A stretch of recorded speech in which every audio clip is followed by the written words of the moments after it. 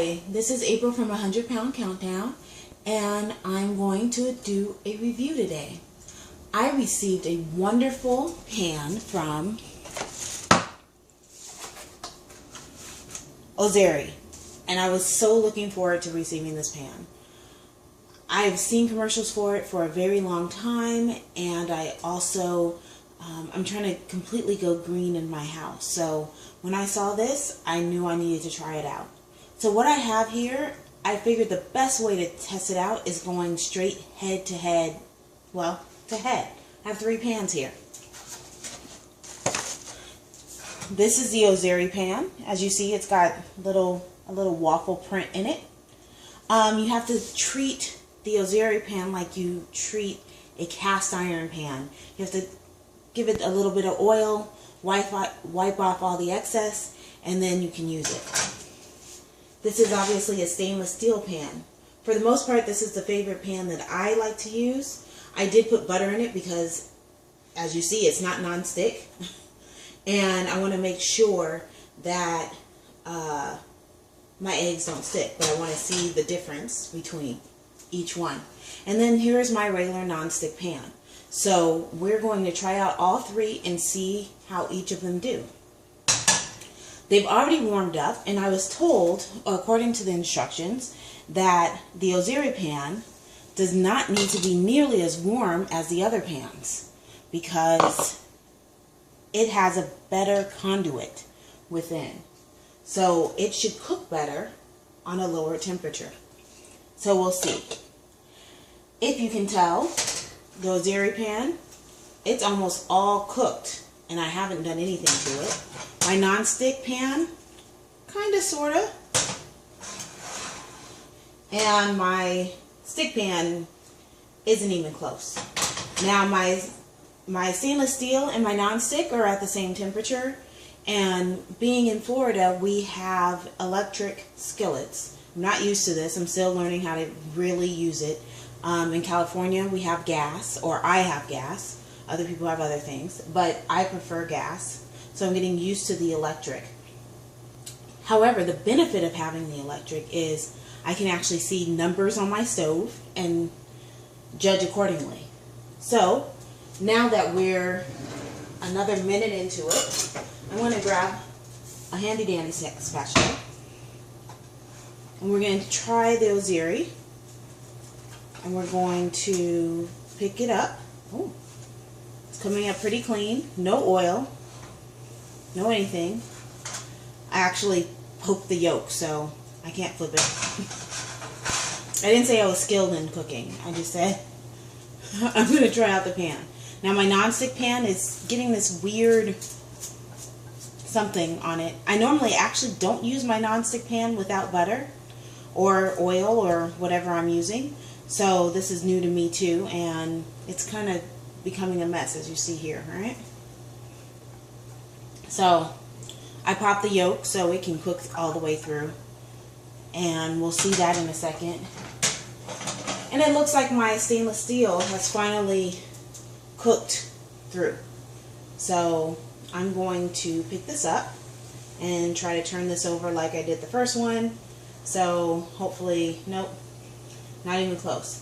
I think I actually turn these lower than I typically use them, but I just wanted to see the difference in their cooking techniques. So here's my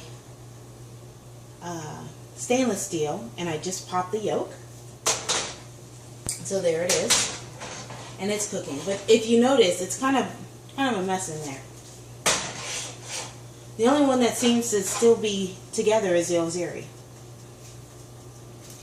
And then I just picked it up and flipped it. No problem. So, this one's actually done. That was super fast. What was it? A minute maybe? The other 2 are still kind of chilling here, cooking. I'm going to turn both of these up just a tad so we can speed this up. They are eggs. They don't need too much. So I'll tell you a little bit more about the Ozeri since we're waiting for these other ones to cook. It also says that this can go in the oven. This can go in the oven with this. This is a rubber handle. but it can go into the oven for up to 386 degrees Fahrenheit. And like I said, you treat it as a cast iron. So if you never had a cast iron pot or pan, what you do is you rub it down with oil first, and the pan itself absorbs the oil and it treats it. Basically, it's like a treatment for it.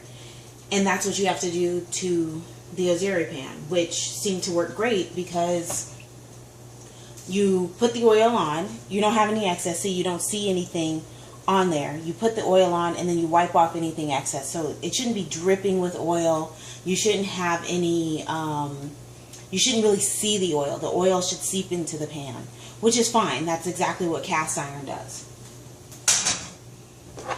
And I don't have a cast iron skillet, but I did grow up with having a cast iron skillet, and it's great for making cornbreads and what else did we make with it? I can't think right now what else we made with it, but I'm sure we made other things. But cornbread was definitely one of my favorites, which is why I remember it.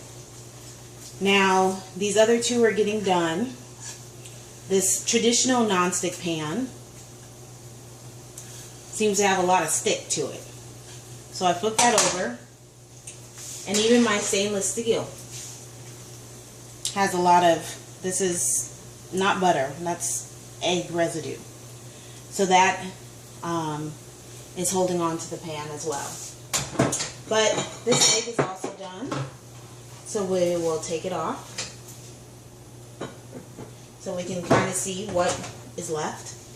That's left as a stainless steel. And finally, we have the nonstick, the traditional nonstick pan. Let me empty this out.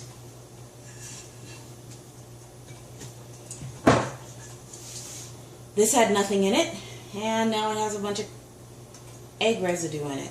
So, in short, I definitely think this pan will be getting a lot of use in my kitchen. The benefit of something like this is that it also cuts down on your use of oils and butters in your kitchen. Those just add extra calories unnecessarily. Sometimes you want to use something like a butter or an oil to add flavor, but sometimes you don't. You don't need it, especially with something as simple as an egg. You don't really need the butter or oil flavor to the egg to make an egg shine. So, this has now become my new favorite pot. Thank you for listening, and hope to see you again soon. Bye.